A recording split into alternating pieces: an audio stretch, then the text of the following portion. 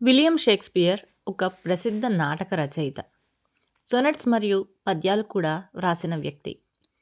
ఆయన రచనల్లో కామెడీలు, ట్రాజడీలు మరియు ట్రాజీ కామెడీలు ఉంటాయి.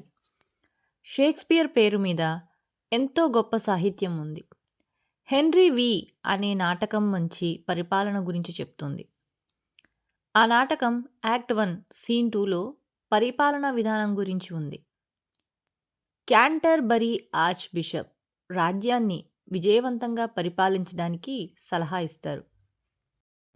కామన్వెల్త్ ఆఫ్ బీస్ అనే అనాలజీ ద్వారా మంచి పరిపాలన ఉన్న రాజ్యాన్ని పోల్చవచ్చు. ఒక రాజ్యంలో రాజు, మంత్రులు, ఉద్యోగులు, సైనికులు ఉంటారు.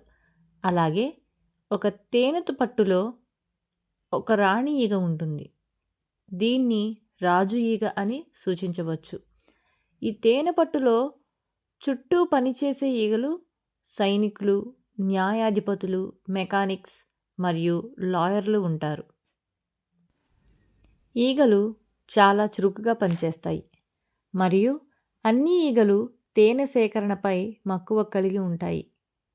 రాజ్యంలో రాజు తన సైన్యం ద్వారా రక్షింపబడతాడు మరియు ఆ పనివారి పని జాగ్రత్తగా పరిశీలింపబడుతుంది. పూజారి రాజుని తన ఉనికిని గురించి జాగ్రత్త పడమని సలహా ఇస్తారు.